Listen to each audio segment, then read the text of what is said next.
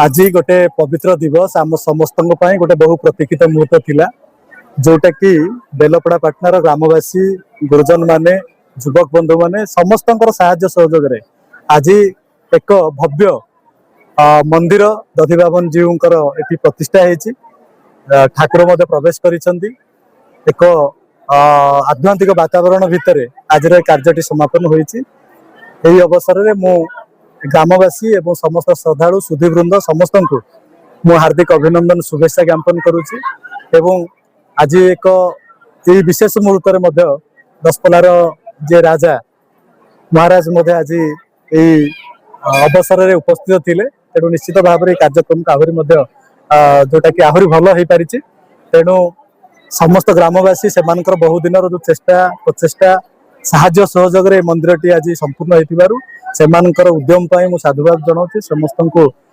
धन्यवाद कृतज्ञता ज्ञापन करुच्ची एवं आशा करी प्रभु पाखे प्रार्थना करी जे समस्त उत्तरोत्तर उन्नति हो एवं ये मंदिर आम समस्त एवं प्रभु समस्त कृपा रखु समस्त मंगल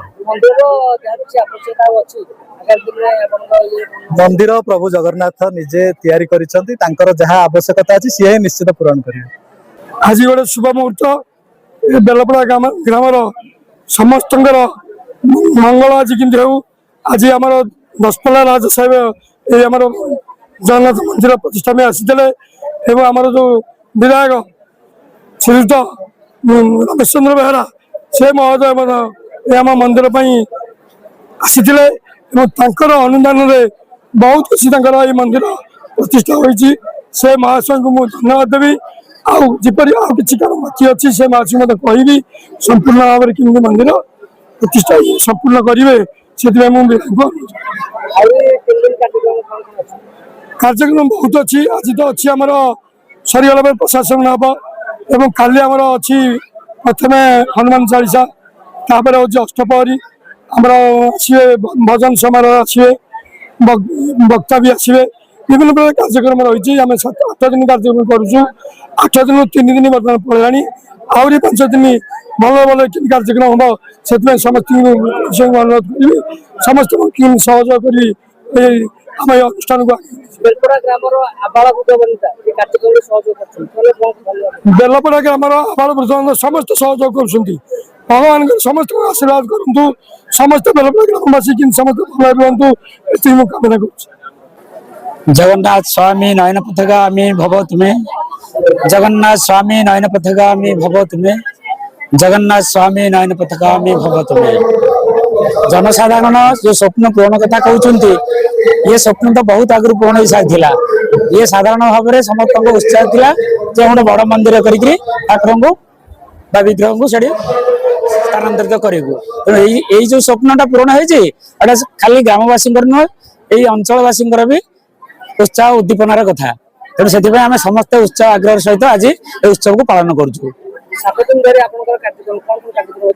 आगू अच्छी अष्टप्रहरी हनुमान चालीसा सुभाष दास प्रवचन सुभाष दास भजन समारोह और मनोज दास दिव्य प्रवचन एमती आहरी 4 दिन व्यापी प्रोग्राम आमर अच्छी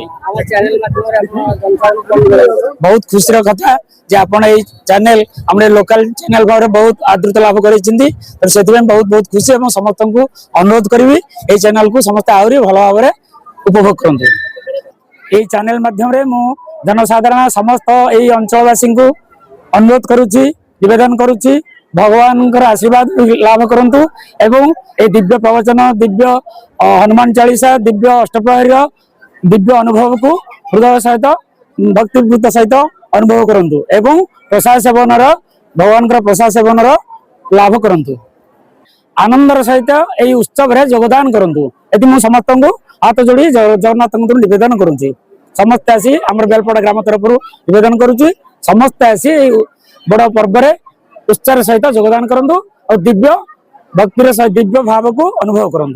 जय जगन्नाथ जय जय जगन्नाथ जय जय जगन्नाथ ये कालियार अपार करुणा तारी आशीर्वाद ये सब काम आम आज कर जोटा कि आम ग्रामर बहुत दिन आशा आकांक्षा था नुआ मंदिर करवा झील को नुआ मंदिर को नवा जोटा कि आज फलवती किंतु आज गाँव बहुत आम गर्वित ଯେ ଆମ ଏ ଛୋଟିଆ ଜୀବନ ଭିତରେ ଆମେ ଏହାକୁ ପୂରଣ କରିପାରିଲୁ।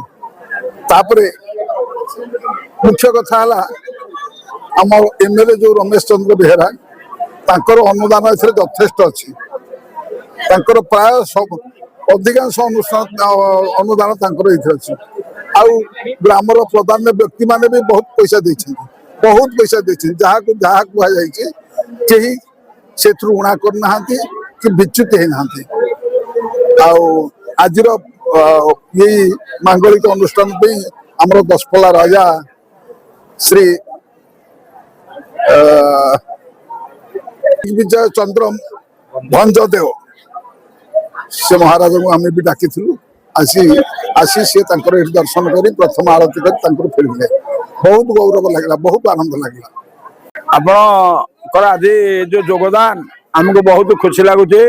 କିନ୍ତୁ ଏଇ ଭୋଗ ମଣ୍ଡପ ଜଗନ୍ନାଥଙ୍କର ବର୍ତ୍ତମାନ ଭୋଗ ମଣ୍ଡପ ପାଇଁ ଏମ୍ପିଙ୍କ ପାଣ୍ଠିରୁ 4,50,000 ଟଙ୍କା ଆସିଛି ଏବଂ MP ମହୋଦୟ ମଧ୍ୟ ସ୍ୱୀକୃତି ପ୍ରଦାନ କରିଛନ୍ତି ଆସିକି ପହଞ୍ଚିବେ।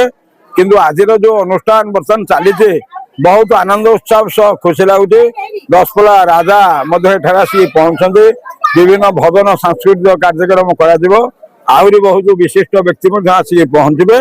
ତେଣୁ କରିକି MP ମହୋଦୟ ମଧ୍ୟ ଆସିକି ପହଞ୍ଚିବେ। ଏମିତି ବଢିଆ ବ୍ୟବସ୍ଥା ଚାଲିଛି ଆଉ କଣ। ନୀଳାଚଳ ନିବାସାୟ ନିତ୍ୟାୟ ପରମାତ୍ମନେ ବଳଭଦ୍ର ସୁଭଦ୍ରାଭ୍ୟାମ ଶ୍ରୀ ଜଗନ୍ନାଥାୟ ତେ ନମୋ ନମଃ। ଏ ହେଉଛନ୍ତି ଦଧିବାବନ ଭଗବାନ।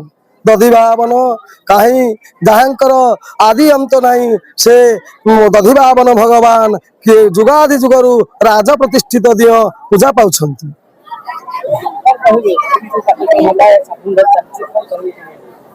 ଏ ହଉଛି ତାଙ୍କର ଗୋଟେ ନୂତନ ମନ୍ଦିର ବା ନୂତନ ବିଗ୍ରହ ତ ଆମର ପୁରାତନ ଥିଲେ, ନୂତନ ମନ୍ଦିର ପ୍ରତିଷ୍ଠା ହୋଇଛନ୍ତି।